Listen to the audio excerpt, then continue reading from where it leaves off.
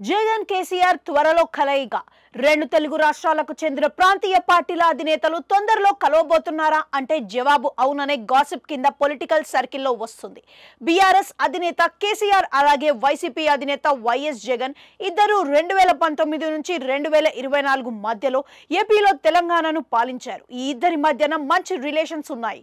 ఇప్పుడు కేసీఆర్ తో పాటు జగన్ కూడా మాజీ సీఎం అయ్యారు. ఇలా మాజీ సీఎం ట్యాగ్ తగిలించుకోవడం ఇద్దరికి తొలిసారిగానే ఉంది. ఇవన్నీ పక్కన పెడితే దక్షిణాది నుంచి కేసీఆర్ జగన్ ఇద్దరు ఒకనాడు బలమైన నేతలుగా కనిపించేవారు.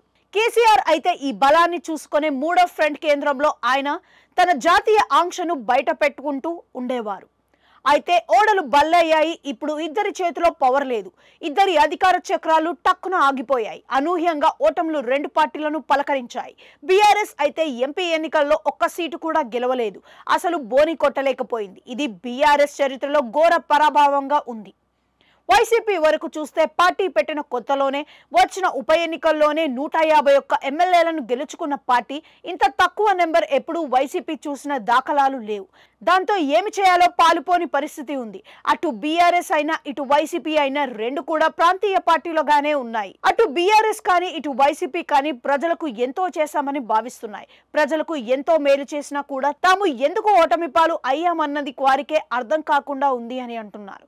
దాంతో ఎందుకు ఓడిపోయాం అన్న దాని మీద కేసీఆర్ జగన్ ఇద్దరు కలిసి చర్చించుకుంటారని అంటున్నారు.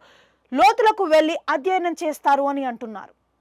ఆ మీదట ఒక వర్క్ షాప్ ని కూడా పెట్టుకొని కీలకమైన అంశాల మీద చర్చించుకుంటారు అని అంటున్నారు. నిజానికి చూస్తే ఇద్దరు ఒకే పడవలో ట్రావెల్ చేస్తున్నారు.